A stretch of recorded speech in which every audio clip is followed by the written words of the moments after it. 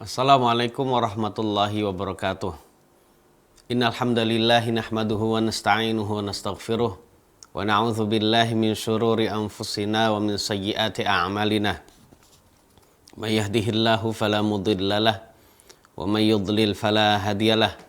Wa asyhadu an la ilaha illallah wahdahu la syarikalah wa asyhadu anna Muhammadan 'abduhu wa rasuluhu sallallahu alaihi wasallam wa ala alihi wa ashabihi wa man ihtada bihadihi wastanna bisunnatihi ila yaumiddin.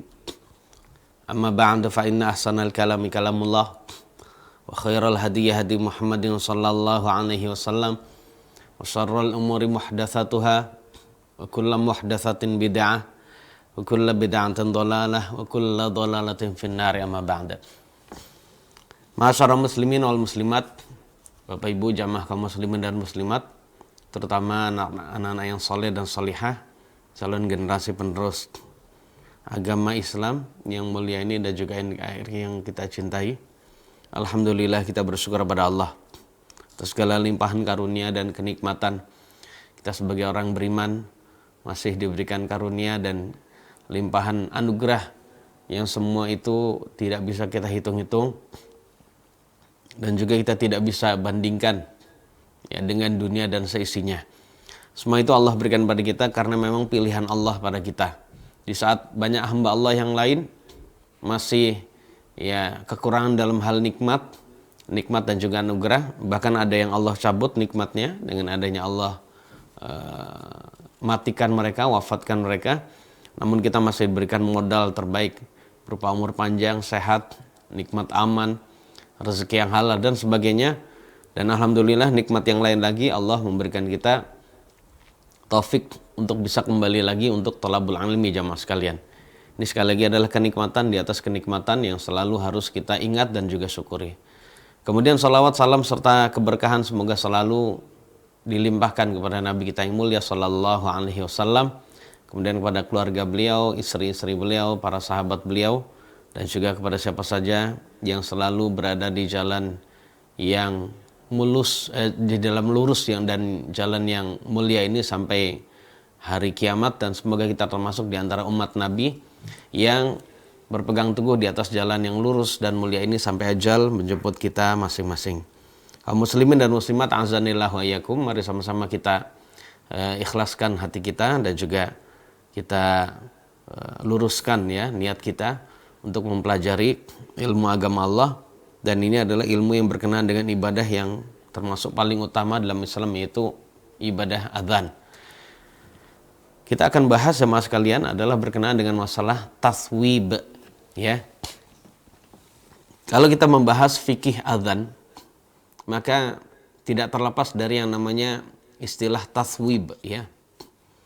Taswib ini jamaah sekalian adalah suatu kalimat yang khususnya diucapkan ketika sholat subuh atau sholat fajar.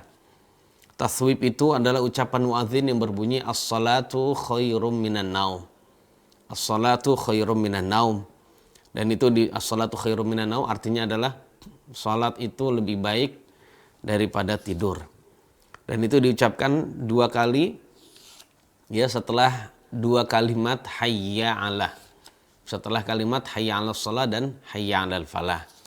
Jadi jamaah sekalian yang dirahmati Allah, ucapan taswib ini atau as-salatu khairum minan naum ini adalah ucapan yang disunnahkan dan dianjurkan diucapkan oleh muadzin ya ketika sholat subuh. Dan sekali lagi adalah dianjurkan menurut jumhur ulama atau mayoritas ulama. Nah, adapun dalil dari jumhur ulama, mereka mengambil dalil dari hadisnya Abu Mahdzurah. Ini adalah salah satu muadzin Nabi, akan tetapi muadzin beliau yang ada di Mekah. Ya, beliau meminta agar Nabi mengangkatnya sebagai muadzin, lalu beliau diangkat sebagai muadzin di Mekah jamaah sekalian.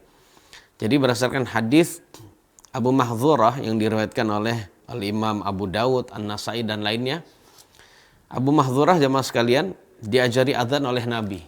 Ini adalah versi azan yang diajarkan oleh Nabi kepada Abu Mahdzurah. Karena ada versi azan lain jemaah sekalian yang disetujui oleh Nabi yang berasal dari mimpinya Abdullah bin Zaid bin Abdi Rabbih. Dan ini memang sedikit berbeda. Namun kalau kita dengarkan jamaah sekalian, mendengarkan itu sepertinya tidak ada beda. Namun kita sudah bahas di pertemuan yang lalu bahwasanya adzannya Abdullah bin Zaid bin Abdurrabbih itu lebih panjang ya. Jadi seperti itu. Kemudian jamaah sekalian yang dirahmati Allah Subhanahu wa taala. Dalam hadisnya Abu Mahdzurah, Nabi yang mulia sallallahu alaihi wasallam bersabda, "Fa in kana salatus subhi qulta as-salatu khairum minan naum. As-salatu khairum minan naum. Allahu akbar, la ilaha illallah."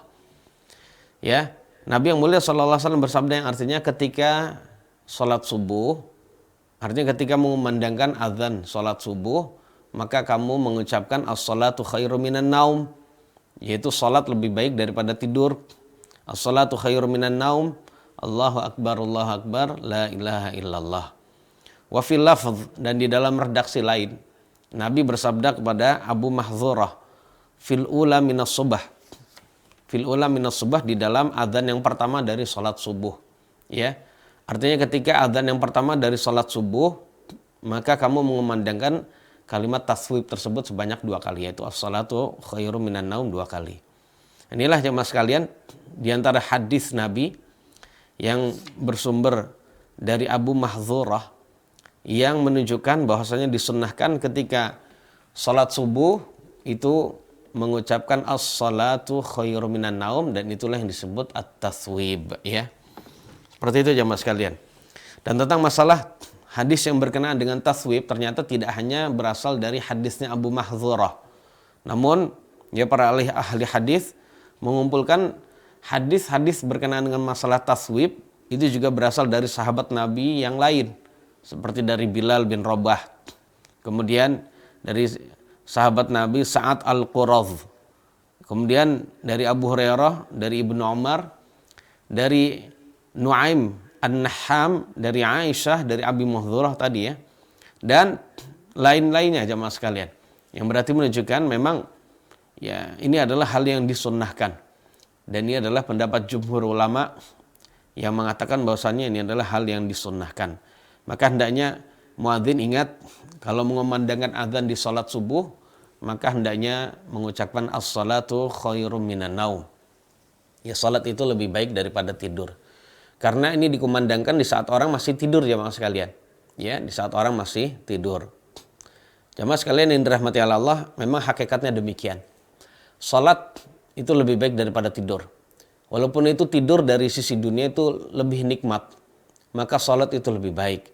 Walaupun itu harus berusaha untuk ya memerangi rasa ngantuk, rasa capek, masih lelah, mungkin tidur kita kurang karena pulang kerja ya agak malam ya atau kemalaman.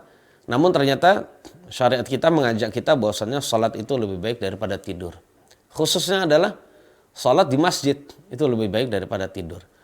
Karena jamaah sekalian yang dirahmati oleh Allah Subhanahu wa taala, bagi orang yang lebih mengedepankan tidurnya, lebih mengutamakan nikmat kepalanya, maka daripada dia salat subuh, sehingga dia salat subuhnya mungkin salat subuh tapi kesiangan, atau dia sama sekali tidak salat subuh, maka jamaah sekalian kita ya diingatkan oleh Nabi yang mulia sallallahu alaihi wasallam dalam hadis yang berkenaan dengan masalah azab kubur.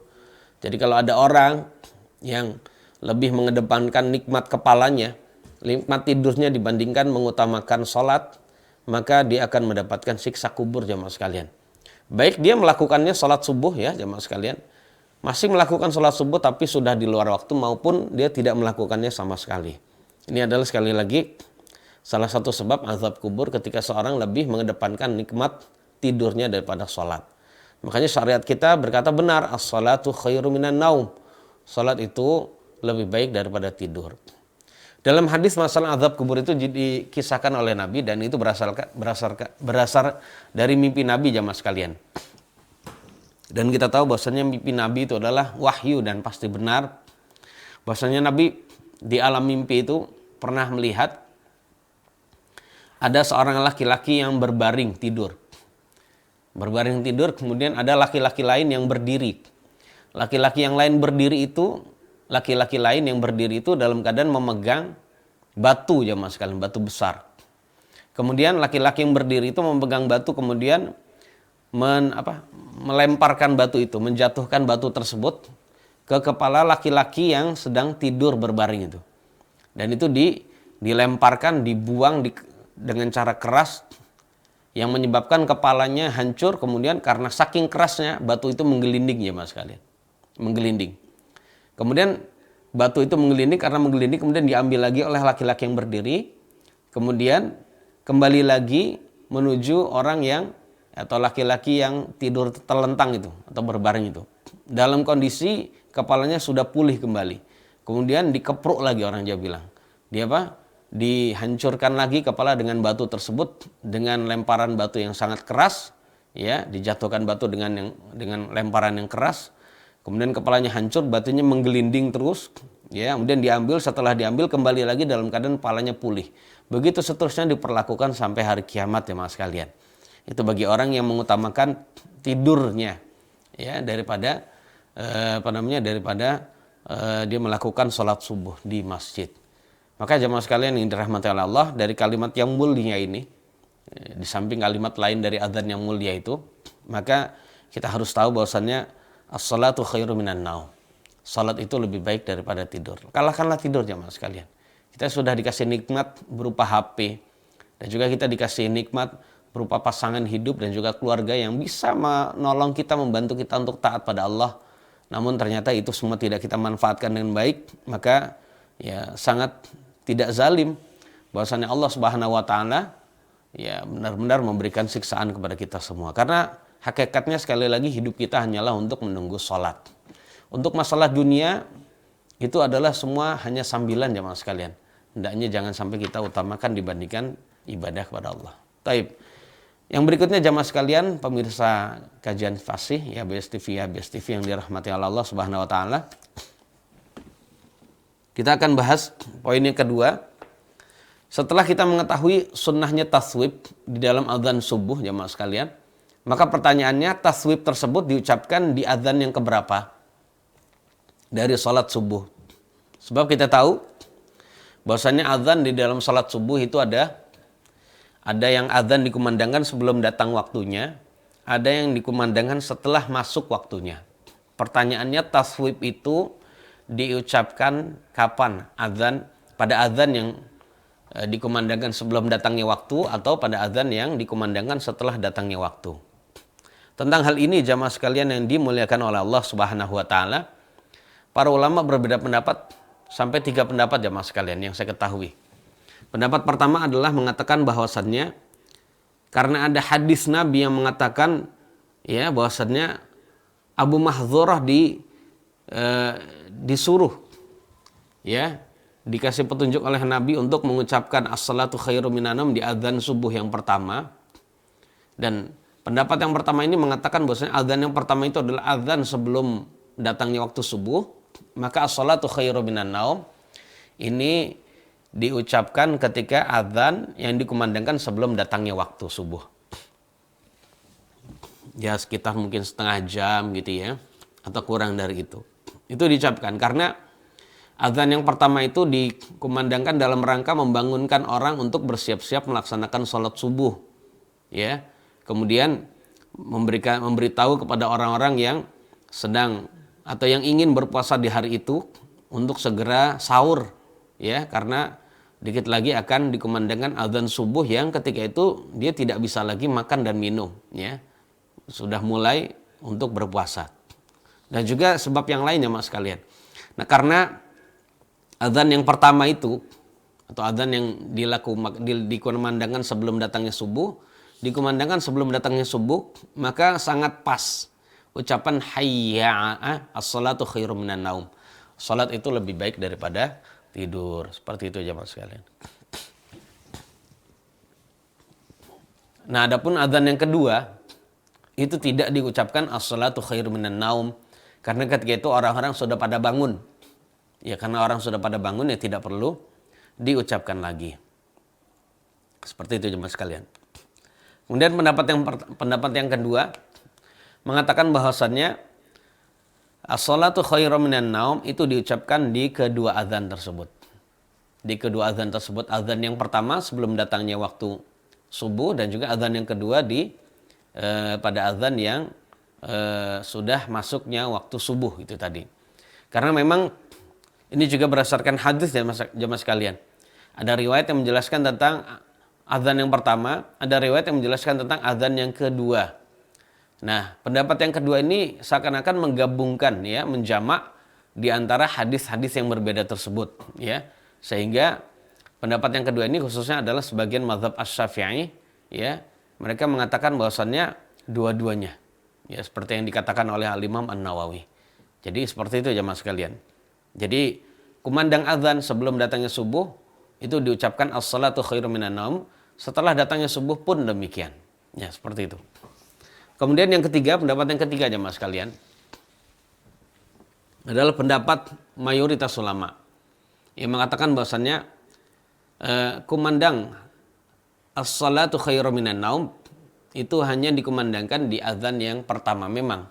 Namun mereka mengartikan yang pertama itu adalah azan yang pertama setelah masuk sholat subuh, setelah masuknya waktu sholat subuh. Itu adalah azan yang pertama, bukan adapun azan yang sebelum masuk sholat subuh itu bukan azan yang pertama. Karena azan setelah masuknya sholat subuh, setelah masuknya waktu sholat subuh, itu ada dua. Ya, azan yang pertama ya azan itu, azan yang kedua adalah iqamah. Karena Nabi kita yang mulia sendiri sallallahu alaihi wasallam yang menyebut iqamah itu adalah sebagai azan. Berdasarkan hadis Nabi yang mulia sallallahu alaihi wasallam, baina kulli adzanaini salatun. Di antara setiap dua azan ada salat. Di antara setiap dua azan ada salat. Ya. Karena hadis Nabi yang mulia ini jamaah sekalian, di antara setiap dua azan maksudnya di antara setiap antara azan dan qomat, di antara setiap azan dan qomat itu ada salatnya, maksudnya adalah salat qobliyah. Dan ini menunjukkan bahwasannya ya, iqamah itu juga termasuk azan. Nah, azan yang pertama itu adalah azan yang dikumandangkan setelah masuknya waktu subuh. Ala kulli hal jamaah sekalian, ini adalah permasalahan yang khilafiyah. Kita tidak usah mengingkari jamaah sekalian bahwasannya kalau ada azan yang dikumandangkan, azan yang khususnya kalimat taswib dikumandangkan di azan yang pertama. Kemudian azan yang kedua tidak. Ya. Kita juga tidak usah mengingkari kalau ada yang mengumandangkan kedua-duanya. Kemudian juga kita tidak usah mengingkari kalau ada yang mengumandangkan ya bahwasannya itu diucapkan ketika azan yang pertama setelah masuk waktu subuh. Nah, adapun azan sebelum masuk waktu subuh tidak dikumandangkan as-salatu khairum minan naum. Jadi kalimat taswib ini memang berbeda-beda. Jadi kalau memang sudah tahu perbedaan demikian, maka kita insya Allah akan lebih bijaksana di dalam menyikapi perbedaan. Karena at-taswib ini adalah kalimat yang disunnahkan. Sunnah ini tidak layak bagi kita untuk menjadi perdebatan yang keras di antara sesama saudara umat Islam. Ya, apalagi kita di negeri mazhab Asy-Syafi'i jamaah sekalian, ya, yang sebagian mereka menganggap bahwasannya azan yang berbunyi as-salatu khairum minan naum atau kumandang taswib itu adalah dikumandangkan dua-duanya. Ada lagi sebagian mazhab Asy-Syafi'i mengatakan seperti mayoritas ulama, itu hanya azan ketika masuk waktu sholat subuh. Adapun sebelumnya tidak dikumandangkan taswib. Maka ini adalah hal yang tidak perlu kita ingkari. Jadi demikian. Taib yang berikutnya jemaah sekalian. Setelah kita mengetahui bahwasanya kumandang taswib itu berdasarkan hadis-hadis yang ada, hanya ada dalam sholat subuh atau nama lain adalah sholat fajar, ya, maka tidak disunnahkan, ya, tidak dianjurkan kita mengumandangkan kalimat taswib, ya, pada sholat-sholat yang lain, karena bertentangan dengan sunnah jemaah sekalian, ya, bertentangan dengan sunnah. Dan dahulu Umar bin Khattab radhiyallahu anhu berdasarkan riwayat dari Imam Abu Daud, Al-Baihaqi dan lainnya, Umar bin Khattab radhiyallahu anhu pernah mengingkari ada seorang muadzin di suatu masjid yang dikunjungi oleh Umar bin Khattab mengumandangkan taswib saat sholat zuhur jemaah sekalian. Bayangkan sholat zuhur mengumandangkan taswib. Ya memang saat itu momennya sih pas. Karena orang-orang Arab itu kebiasaannya melakukan qailulah, yaitu tidur siang adalah sebelum sholat zuhur. Tidak seperti kita qailulahnya setelah sholat zuhur gitu ya. Jadi ketika qailulah sebelum zuhur, datang waktu sholat zuhur dikumandangkan as-salatu khairum minan naum. Umar masuk di masjid ya mengumandangkan taswib di sholat zuhur itu. Akhirnya Umar keluar. Kemudian setelah keluar ditanya, aina, kemana mau keluar gitu ya. Kemudian Umar berkata, akhrajatnil bid'ah. Saya keluar dari masjid ini karena ada bid'ah. Jadi karena ada bid'ah yang ada, maka saya keluar. Jadi seperti itu. Yes, jadi tentu saja jamaah sekalian, ini adalah sebagai bentuk pengingkaran dari sahabat Nabi yang mulia Umar bin Khattab radhiyallahu anhu, karena beliau memang tahu sepanjang beliau bersahabat dengan Nabi belum pernah itu dikumandangkan ya, dikumandangkan di selain salat subuh. Akhirnya beliau menilai itu adalah sebagai bid'ah. Ya, sebagai bid'ah itu suatu amal ibadah yang memang belum pernah ada di zaman Nabi. Memang ya kita akui jamaah sekalian, sebagian mazhab seperti sebagian mazhab Hanafi dan Asy-Syafi'i itu ada yang menganjurkan atau memperbolehkan, bahkan mohon maaf bukan menganjurkan, memperbolehkan diucapkan taswib ketika sholat isya. Ya, karena itu adalah waktunya ghaflah dan juga naum. Waktunya orang lalai dan juga tidur. Karena ada orang yang tidur sebelum sholat isya, sehingga ketika azan isya dikumandangkan as-salatu khairum minan naum. Sebagian mereka membolehkan itu jamaah sekalian. Bahkan ada lagi sebagian mazhab Asy-Syafi'i diperbolehkan ya mengumandangkan taswib di seluruh waktu sholat. Dan tentu saja ini adalah ijtihad mereka. Ya, kalau kita katakan ya bisa kita katakan jamaah sekalian ijtihad mereka bertentangan dengan dalil. Namun kita tetap hormati para ulama yang berijtihad namun bertentangan dengan dalil ya. Ya, kita tetap hormati mereka dan doakan mereka. Dan kalau mereka adalah ulama yang memang sudah mumpuni ilmunya, nah suatu saat berijtihad bertentangan dengan dalil, kita tidak boleh mengikutinya. Kita tidak perlu mengikutinya. Ya, tidak ada kewajiban juga kita mengikutinya. Namun kita tetap ada hormat terhadap mereka. Tidak boleh kita berkata yang buruk, kasar terhadap ulama yang mengatakan demikian. Karena mereka adalah ulama yang kalau mereka salah itu tidak dianggap dosa oleh Allah, tapi mereka diberi pahala satu, dan apabila mereka berijtihad benar, mereka dinilai ya sebagai orang yang benar dan diberikan pahala dua. Jadi kalau itu berasal dari para ulama, maka tidak ada dosa bagi mereka jamaah sekalian. Jadi mereka statusnya adalah hanya mendapatkan pahala satu atau dua, di sekitar itu jamaah sekalian. Ya, sekitar itu. Dan adapun kita yang kalau mencaci maki mereka, maka kita hukumnya berdosa. Nauzubillah. Itulah jamaah sekalian. Jadi intinya sikap kita nggak perlu kita ngikuti ulama yang demikian, namun tetap ada hormat bagi kita terhadap mereka. Wallahu a'lam bishawab. Baik jemaah sekalian yang dirahmati Allah Subhanahu wa taala, setelah kita mengetahui ya suluk-beluk singkat ya berkenaan dengan masalah taswib ya, maka kita akan bahas yang berikutnya adalah tentang al-mustahabbatu fil adzan, yaitu hal-hal yang disunahkan ketika azan. Ini adalah fikih jemaah sekalian. Ini adalah hal-hal yang disunahkan yang hendaknya diketahui juga oleh seorang muadzin. Apalagi dia termasuk orang yang rutin mengumandangkan azan, ya maka saat itu dia hendaknya mengetahui tentang hal-hal yang disunnahkan ini. Agar dia melakukan azan itu berdasarkan dengan basirah dan ilmu dari wahyu jamaah sekalian. Yang pertama jamaah sekalian, ya disunnahkan bagi muadzin yaitu mengumandangkan azan dalam keadaan suci. Ya, dalam keadaan suci. Jadi maksudnya adalah suci dari hadas. Suci dari hadas maksudnya dia punyai wudu. Kalau dia dalam keadaan janabat, dia mandi dulu. Itu disunnahkan seperti itu. Ya. Dan ini adalah berdasarkan kesepakatan para ulama dan juga para fuqaha jamaah sekalian.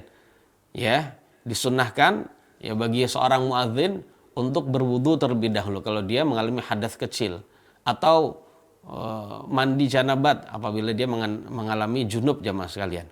Ya, walaupun memang hadis yang berkenaan dengan masalah hal itu tidak sahih, namun kandungannya sahih. Ada riwayat yang dhaif dari Nabi. Nabi bersabda la yu'adzinu illa mutawaddiun. Ya, hadis ini diantaranya adalah riwayat Imam At-Tirmidzi. Tidak boleh azan melainkan orang yang berwudu. Ya, walaupun hadis ini dhaif namun kandungannya benar. Tetapi kandungannya itu maknanya adalah ya, ini adalah sebagai penyempurna bagi orang yang melakukan azan atau mengumandangkan azan. Kalau dia ingin mendapatkan keutamaan yang besar, dia berwudu dulu. Ya, sekalian dia ingin niatkan wudu untuk menghilangkan hadas kecil, menghilangkan hadas kecil ya, agar bisa melaksanakan sholat. Sehingga ketika di adzan dia bisa langsung menegakkan salat ya qabliyah, kemudian salat wajib, lalu salat ba'diyah. Jadi seperti itu jamaah sekalian. Walaupun ya para ulama jamaah sekalian mengatakan kalau ini dianjurkan apabila ada seseorang mengumandangkan azan dalam keadaan belum berwudu atau dalam keadaan junub, maka hukumnya adalah sah azannya. Karena memang tidak ada dalil yang melarang seseorang mengumandangkan azan dalam keadaan memiliki hadas kecil atau hadas besar, seperti itu jamaah sekalian. Walaupun sebenarnya tidak layak, ya tidak layak, namun azannya tetap sah. Nah, tentang masalah hal ini jamaah sekalian, dikarenakan azan memang ada hadis yang umum jamaah sekalian berkenaan dengan masalah zikir, diucapkan itu dalam keadaan seseorang itu memiliki wudhu jamaah sekalian. Itu ada riwayat yang sahih yang diriwayatkan oleh Imam Abu Dawud dari sahabat Nabi yang mulia Muhajir bin Qunfudh radhiyallahu anhu. Suatu ketika jamaah sekalian Muhajir bin Qunfudh beliau mengucapkan salam kepada Nabi dalam keadaan Nabi sedang berwudu. Namun Nabi tidak menjawabnya sampai Nabi selesai wudu. Baru Nabi menjawab waalaikumsalam atau waalaikumsalam. Kemudian Nabi bersabda pada Muhajir bin Qunfudh, innahu lam yamna'ni an arudda alaika illa anni karihtu an azkurallaha illa ala taharah. Sesungguhnya tidak ada yang mencegahku untuk menjawab salammu secara langsung wahai Muhajir, melainkan saya tidak suka berzikir pada Allah melainkan dalam keadaan suci. Jadi yang membuat saya menunda menjawab salammu karena saya lebih suka mengucapkan salam dalam keadaan mengucapkan salam atau berzikir pada Allah dalam keadaan saya suci. Saya lanjutkan dulu wudunya. Saya lanjutkan wudu, setelah selesai baru saya sudah suci, barulah saya menjawab salammu. Dari hadis ini yang mulia ya jamaah sekalian, dari hadis yang mulia ini zikir apapun ya itu disunnahkan kita untuk berwudu terlebih dahulu. Jadi seseorang yang tidak memiliki wudu untuk berzikir maka disunnahkan untuk berwudu dulu. Ini adalah termasuk hal-hal yang disunnahkan yang dulu kita pernah bahas sama sekalian, yang disunnahkan untuk berwudu terlebih dahulu.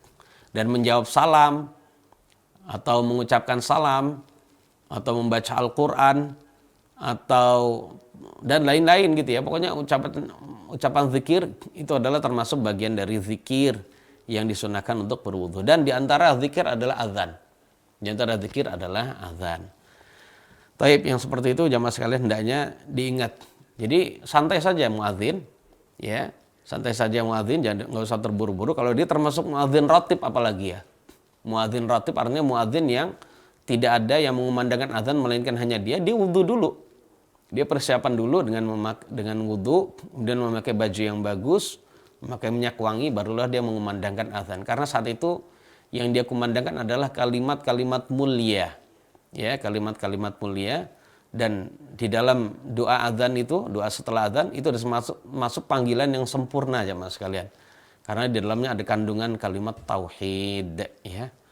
Kemudian sunnah yang kedua jamaah sekalian adalah al-adzanu qa'iman. Disunnahkan bagi muadzin untuk mengumandangkan azan dalam keadaan berdiri.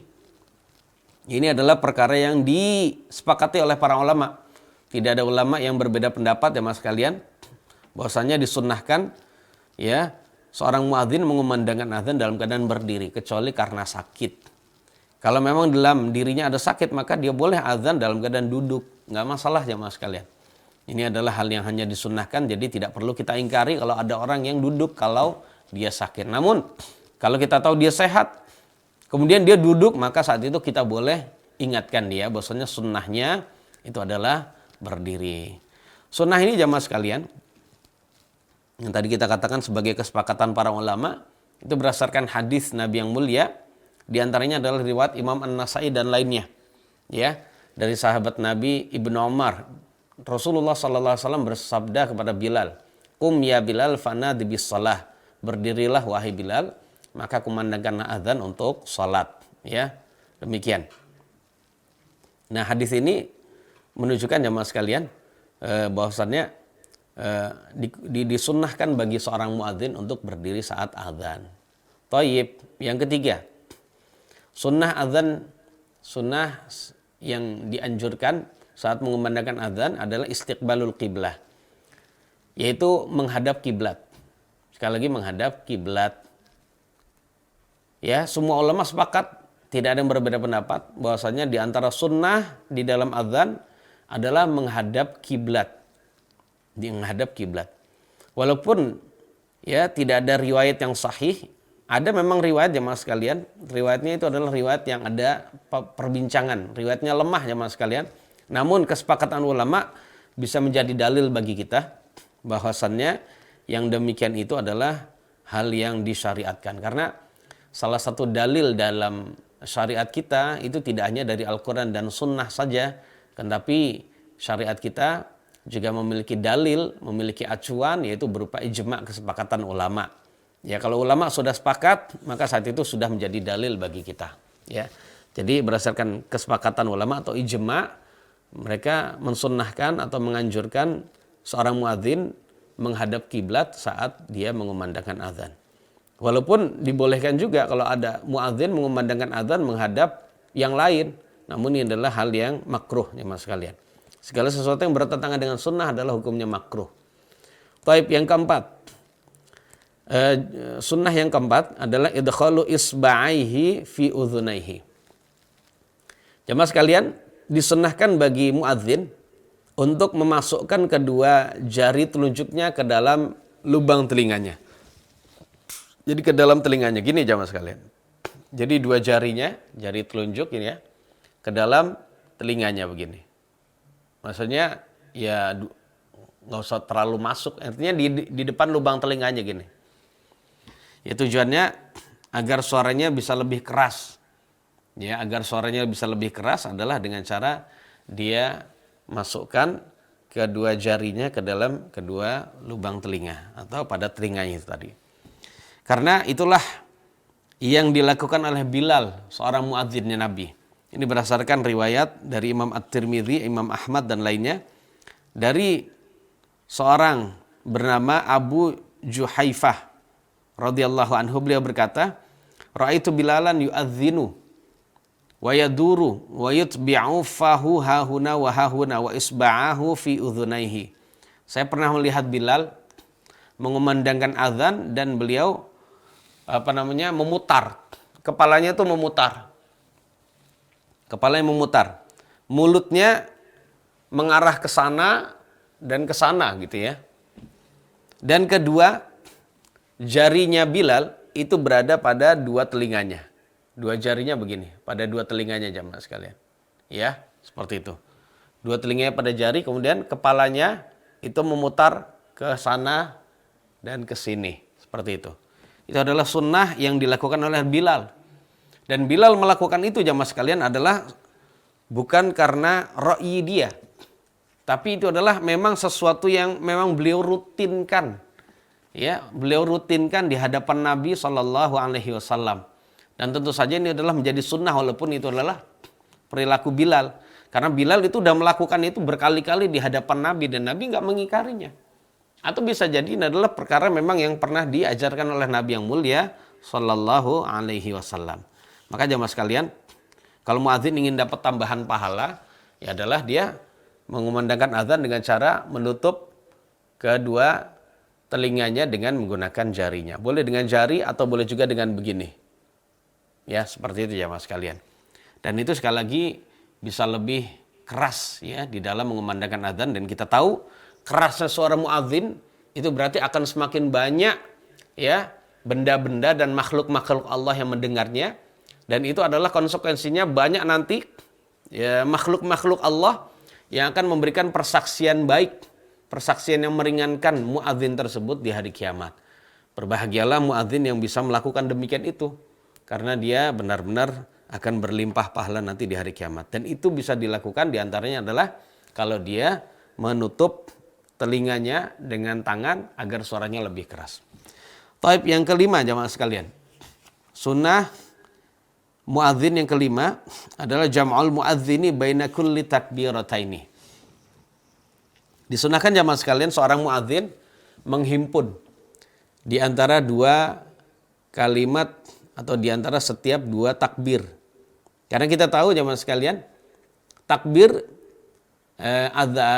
takbir yang ada pada azan di awal azan itu adalah berjumlah 4. Allahu Akbar, Allahu Akbar, Allahu Akbar, Allahu Akbar. Nah, dari hal ini jamaah sekalian, sunnah ini menunjukkan bahwasannya muadzin itu menggabung di antara setiap 2 kalimat takbir.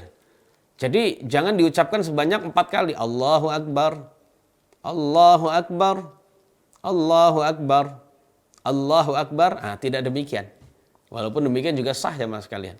Tapi yang disunahkan adalah dia kumpulkan di antara 2 kalimat takbir, yaitu Allahu Akbar, Allahu Akbar, Allahu Akbar, Allahu Akbar. Itu contohnya. Jadi 4 takbir dia ucapkan sebanyak 2 kali dan 2 takbir tersebut dia gabung. Nah, namun dalam pengucapannya juga harus benar. Jadi bukan Allahu Akbar, salah. Yang benar adalah Allahu Akbaru.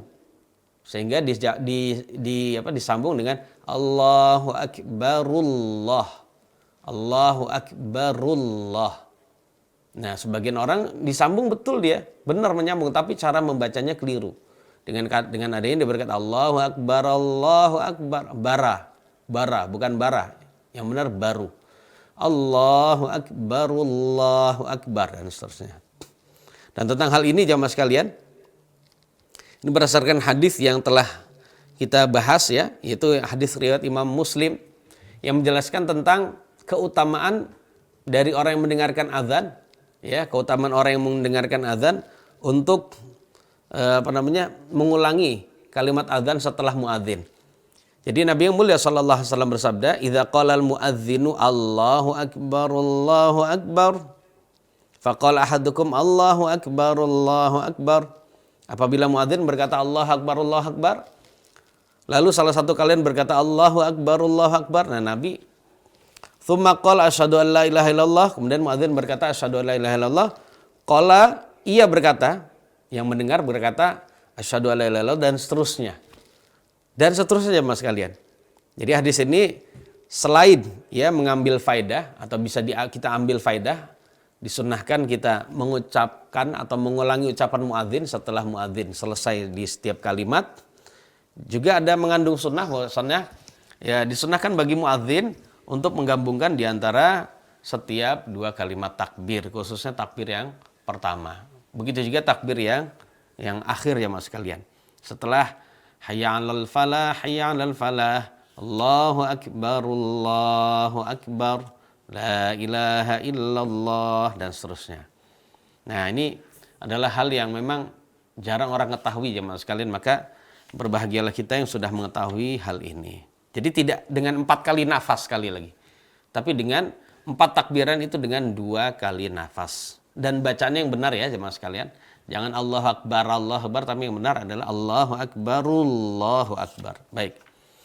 Kemudian yang berikutnya jemaah sekalian, sunnah yang keenam dari muadzin. Ini juga penting karena ini adalah kalau dia niatkan untuk mengamalkan sunnah Nabi, maka tentu tambahan pahala yang didapatkan oleh muadzin. Selain keutamaan besar yang sudah kita bahas hadis di awal pembahasan azan jemaah sekalian, adalah al-iltifatu bir-ra'si yaminan 'inda qawlihi hayya 'alas shalah wa yasaran 'inda qawlihi hayya 'alal falah. Sunnahnya jemaah sekalian adalah menoleh kepalanya, bukan tubuhnya ya, karena tubuhnya tetap menghadap kiblat. Tapi menoleh hanyalah kepala saja. Jadi menoleh kepalanya ke arah kanan ketika mengucapkan hayya 'alas shalah. Jadi pas hayya 'alas shalah gitu ya jemaah sekalian. Hayya 'alas shalah. 2 kalimat hayya 'alas shalah dia menoleh ke arah kanan. Kemudian menoleh juga ke arah kiri ya mas sekalian ketika mengucapkan hayya 'alal falah. Hayya 'alal falah, hayya 'alal falah. Nah gitu ya. Seperti itu ya mas sekalian. Yang disunahkan menoleh ini berdasarkan perilaku dari Bilal bin Rabah yang dilihat oleh Abu Juhaifah. Beliau pernah melihat Bilal azan, kemudian Bilal itu tadi ya menoleh, memutar kepalanya. Maksudnya ya menoleh ke kanan dan menoleh ke kiri. Ya seperti itu ya. Menoleh ke kanan dan ke kiri. Ini sekali lagi adalah disunahkan demikian itu. Dalam keadaan badannya masih menghadap ke arah kiblat. Ini adalah sunnah menurut mayoritas ulama. Nah, sebagian ulama atau banyak dari ulama yang mengatakannya adalah sunnah, pokoknya apapun kondisinya sunnah gitu aja. Dan hendaknya kalau kita ingin mendapatkan pahala, jamaah sekalian, dan juga tambahan kebaikan, lakukan itu, menoleh. Walaupun sudah ada mic, Pak. Walaupun sudah ada mic atau mic-nya di depan gitu. Tetap kita usahakan menoleh. Kalau ingin dapatkan keutamaan ini, jamaah sekalian. Ya, misalnya kalau dia memegang mic-nya, berarti ya satu saja yang ditutup, nggak apa-apa. Hayya 'alas shalah, hayya 'alas shalah, hayya 'alal falah, hayya 'alal falah gitu ya. Nah, demikian.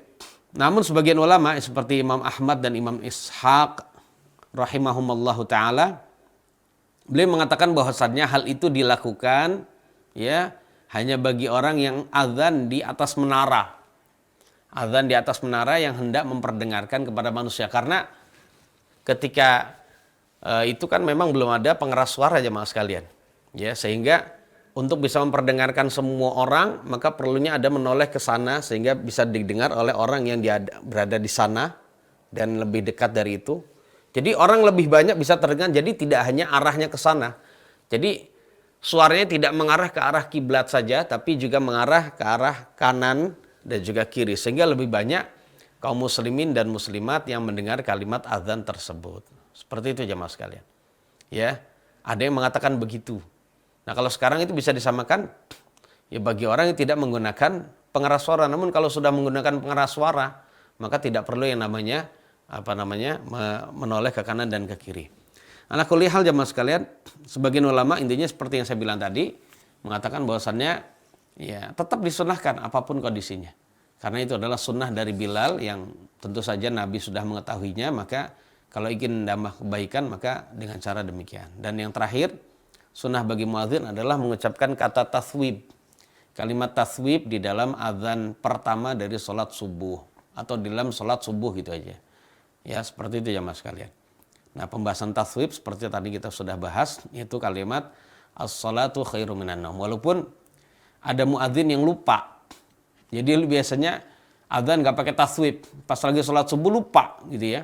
Tidak mengumandangkan taswib, maka azannya tetap sah namun kurang utama, begitu saja. Wallahu a'lam bishawab. Itu adalah 7 sunnah yang hendaknya dilakukan oleh muadzin dalam rangka untuk bisa menambah kebaikan dia dan juga pahala dia di sisi Allah Subhanahu wa taala, selain keutamaan dia menjadi seorang muadzin itu sendiri.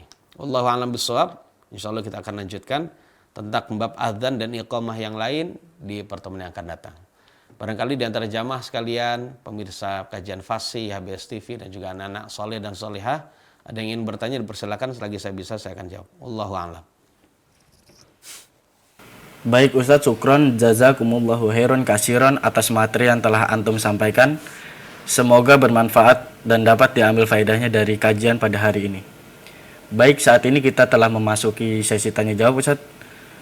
Pemirsa yang ingin mengirimkan pertanyaan seputar kajian Fasih, Fikih Anak Salih, kajian rutin kita, insya Allah antum dapat kirimkan melalui WhatsApp melalui nomor 081180333389. Baik Ustadz, akan saya bacakan pertanyaan pertama dari Umu Ihsan dari Pacitan Ustadz. Beliau bertanya, bolehkah seorang wanita mengumandangkan azan di masjid? Kalau tidak boleh, kenapa Ustadz? Syukran. Baik jamaah sekalian yang dirahmati oleh Allah Subhanahu wa taala, pemirsa kajian Fasih HBS TV yang dimuliakan oleh Allah. Kita sudah membahas tentang masalah hukum wanita mengumandangkan azan. Ya. Para ulama berbeda pendapat tentang masalah hal ini. Namun pendapat yang saya pilih adalah diperbolehkan bagi kaum wanita mengumandangkan azan, cuma perlu ingat ya diperbolehkan karena itu adalah bagian dari zikir kepada Allah Subhanahu wa taala. Cuma hendaknya kaum wanita ya, bahkan kewajiban mereka harus mengumandangkan azan. Kalau ingin mengumandangkan azan itu di kalangan kaum wanita saja. Ya, di kalangan kaum wanita saja. Tidak boleh kaum wanita mengumandangkan azan untuk kaum pria.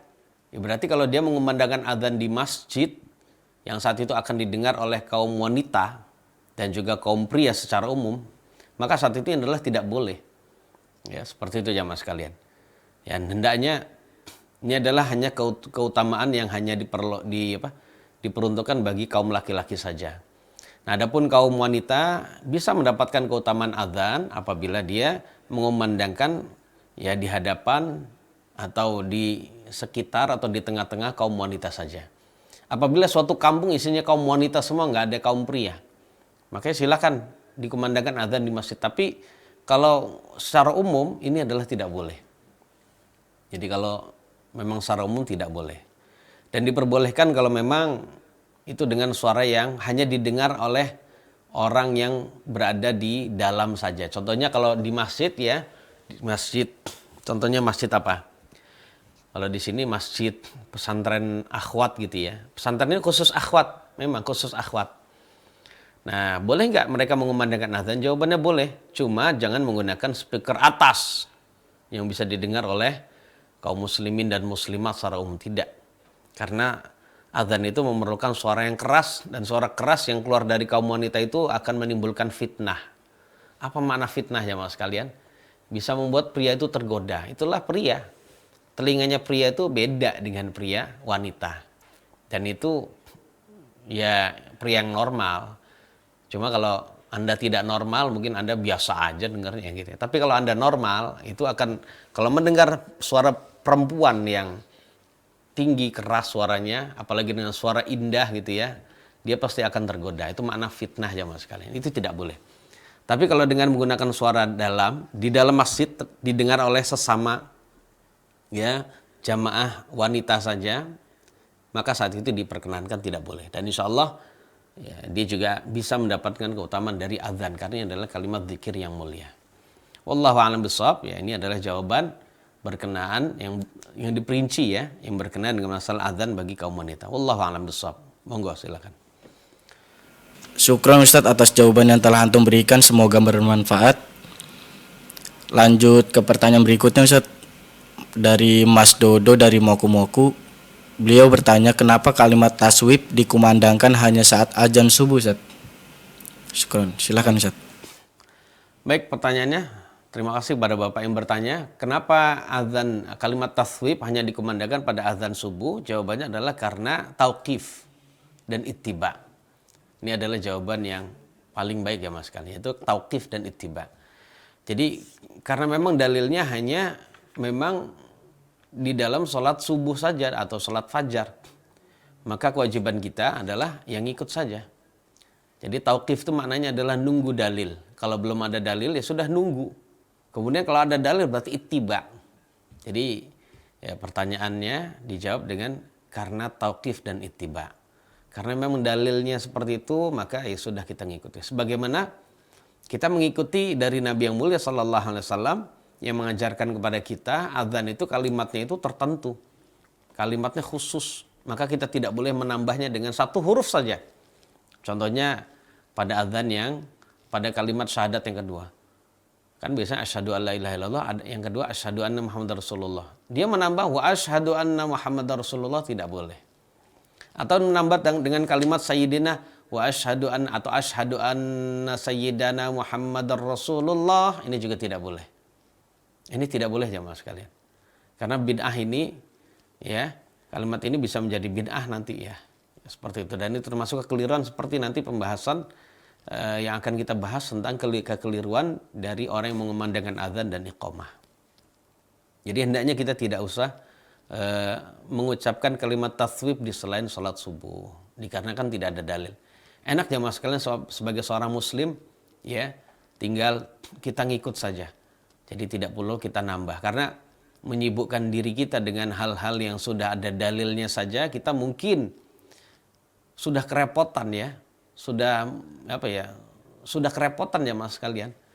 Nah, jadi tidak perlu kita menambah-nambah hal-hal yang seperti itu. Nah, adapun alasannya, mungkin ada yang beralasan, kan sholat yang waktu sholat yang lain juga ada orang yang sedang tidur, seperti tidur siang, seperti dan lain-lain gitu ya, sehingga dia menganggap perlunya mengumandangkan taswib di sholat zuhur dan asar misalnya atau yang lain.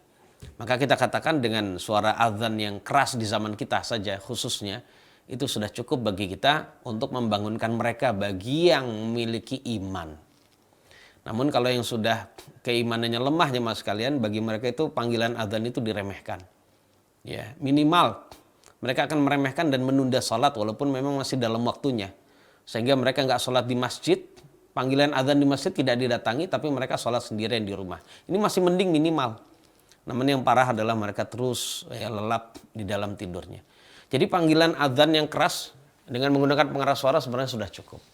Ya, seperti itu. Jadi tidak perlu ditambah kalimat taswib. Wallahu a'lam bishawab. Nah. Syukran Ustadz atas jawaban yang antum berikan, semoga bermanfaat bagi penanya. Lanjut Ustadz ke pertanyaan berikut dari hamba Allah. Beliau bertanya, apakah ada sunnahnya wajah menghadap ke kanan saat bacaan hayya 'alas shalah dan ke kiri saat baca hayya 'alal falah? Silakan Ustaz. Baik. Jemaah sekalian yang dirahmati oleh Allah Subhanahu wa taala, tentang masalah hal ini apakah ada kekhususan? Pertama, hadisnya memang hadis dari Bilal tadi. Ya, hadis Bilal yang diriwayatkan oleh Al-Imam Al-Bukhari dan Muslim, jemaah sekalian. Cuma permasalahannya, apakah ada pas hayya 'alas shalah itu ke kanan, kemudian pas hayya 'alal falah itu ke kiri? Jawabannya adalah itu adalah yang difahami oleh para ulama. Yang ada di dalam teks hadisnya, Bilal itu mengumandangkan azan, beliau kepalanya menoleh ke kanan dan ke kiri, ke sana dan kemari, seperti penjelasan dari Abu Juhaifah. Kemudian para ulama memahami kalimat itu bahwasannya itu menoleh ketika kapan? Ketika kalimat dua itu tadi, hayya 'alas shalah dan hayya 'alal falah. Ya, boleh juga seseorang ya mengucapkan hayya 'alas shalah. Kemudian habis itu hayya 'alas shalah kedua ke kiri, hayya 'alas shalah. Habis itu hayya 'alal falah. Hayya 'alal falah. Itu juga diperkenankan, tidak mengapa jemaah sekalian.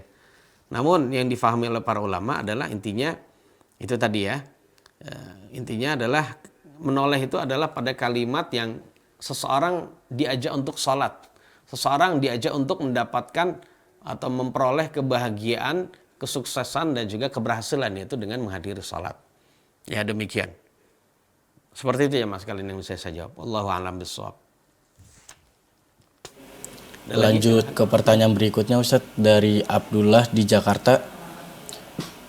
Muazin setelah kumandangkan azan, apakah ada disunahkan membaca doa setelah azan Ustaz? Silahkan Ustaz.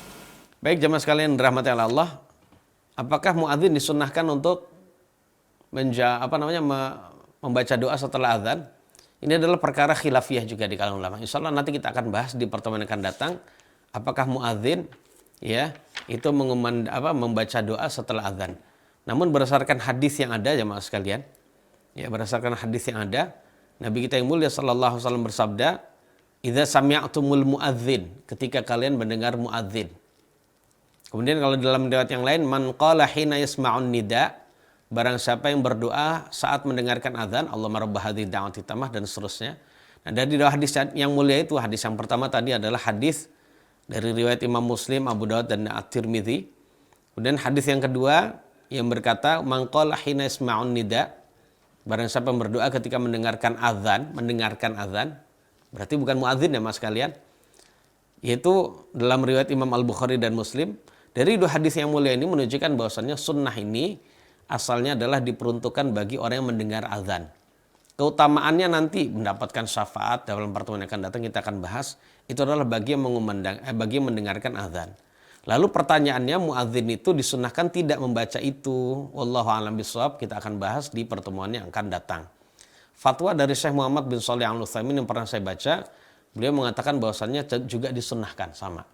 Namun pembahasan lebih lengkapnya nanti kita akan bahas di pertemuan yang akan datang. Wallahu a'lam bishawab. Baik pemirsa, kita telah memasuki hujung acara. Namun sebelum kami infokan untuk dapat selalu mengikuti program ini dengan akan tayang setiap Selasa insya Allah pukul 4 sore. Dan jangan lupa ikuti terus channel kami di YBS TV dan YBS News untuk mendapat info terupdate. Baik Ustadz, silahkan untuk memberikan kesimpulan pada kajian hari ini. Tafadhol. Baik jemaah sekalian yang dirahmati oleh Allah Subhanahu wa taala, itulah kajian kita yang berkenaan dengan masalah dua poin yang besar ya mas sekalian. Ya, poin pertama adalah kita mengenal sejenak ya, secara sejenak berkenaan dengan masalah kalimat taswib, apa itu kalimat taswib, kemudian fikihnya bagaimana, kapan diucapkan, dan kalimatnya berbunyi bagaimana. Ya, dan kita juga sudah tahu ya faidah dari pembahasan taswib, bahwasannya ternyata para ulama ya itu berbeda pendapat. Yang tentu saja nanti umat Islam itu juga berbeda pendapat tentang masalah kapan diucapkan taswib itu, dan hendaknya kita berlapang dada, tidak perlu menyalahkan yang lain. Kemudian poin yang kedua kita sudah bahas bahwasanya disunnahkan bagi muadzin untuk melakukan hal-hal yang tadi kita sudah sebutkan. Ya, maka hendaknya muadzin ya, sebagai orang yang sudah mendapatkan keutamaan besar menambah pahala.